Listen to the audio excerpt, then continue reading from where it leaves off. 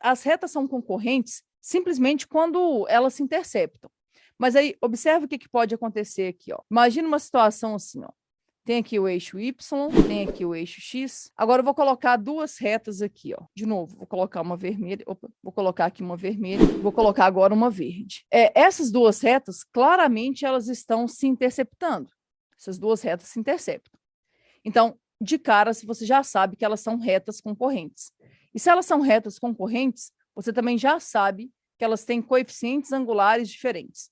Eu vou dar nome aqui, tá? Vou chamar essa reta aqui de R.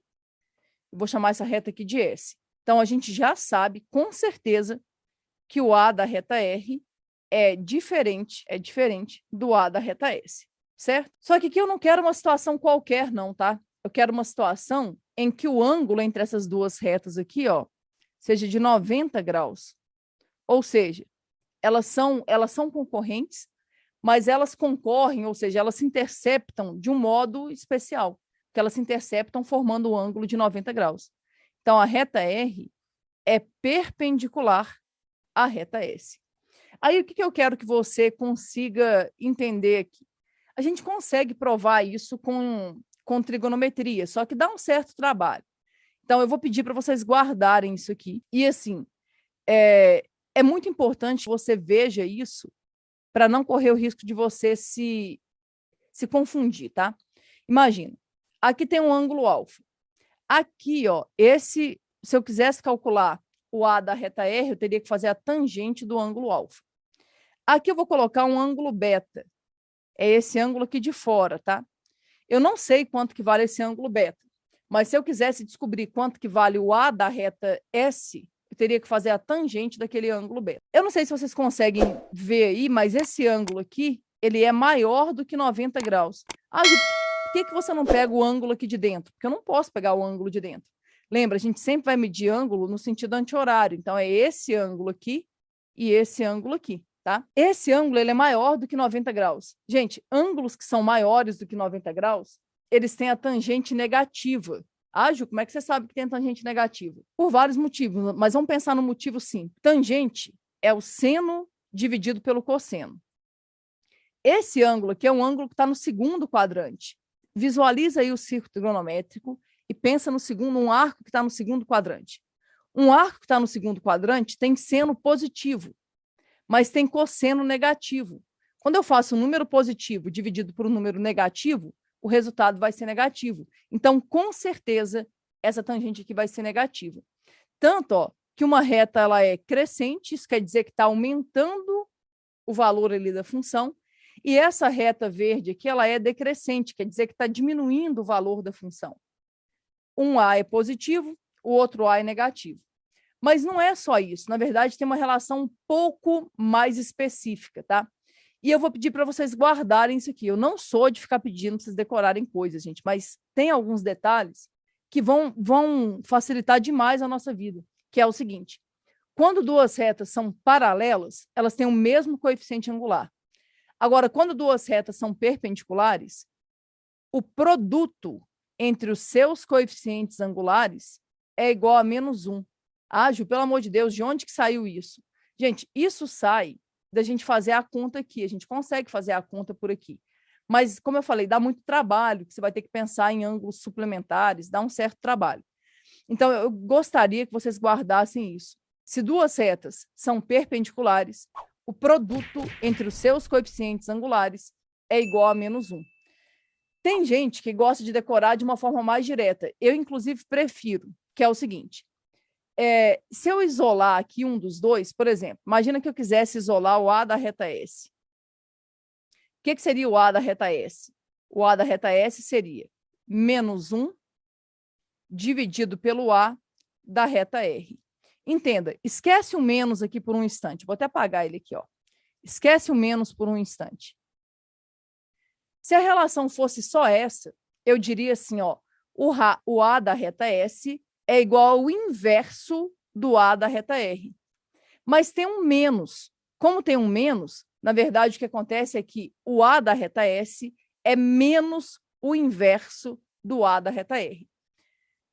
A princípio, gente, parece uma coisa muito complicada, mas vamos testar uns valores aqui só para vocês verem, tá? Lembrando, não é para decorar. Por exemplo, aqui eu vou colocar o A da reta R e aqui o A da reta S. Vamos ver se a gente consegue fazer de cabeça aqui sem ter que se preocupar em fazer conta, tá? Por exemplo, imagina que o A da reta R seja 2. O A da reta R aqui é 2. O que vai ser o A da reta S? Vai ser menos o inverso de 2. O inverso de 2 é meio. Menos o inverso vai ser quanto? Vai ser menos meio. Sei lá, imagina que o A da reta S, da reta R, seja 5 quartos. Imagina isso. O A da reta R é 5 quartos. O A da reta S vai ter que ser menos o inverso. Pensa aí para mim. O que seria menos o inverso de 5 quartos? Vai ser menos 4 quintos. Ah, Ju, mas e se o A da reta R for 1? O A da reta S vai ser menos o inverso de 1. Menos o inverso de 1 é menos 1. Tá, mas e se ele me desse o A da reta S? Por exemplo, o A da reta S é menos 3. O que seria o A da reta R? Seria menos o inverso de menos 3. O inverso de menos 3 é menos 1/3. Menos 1/3 dá mais 1/3. E assim por diante. Agora, se você não se sentir confortável para fazer assim, você vai pensar nessa expressão que para mim vai substituir. Eu tenho que o A da reta R é 2. Substitui e faz a conta. Eu tenho que o A da reta S é menos 3. Substitui e faz a conta. Não sei que estratégia que você vai usar, tá?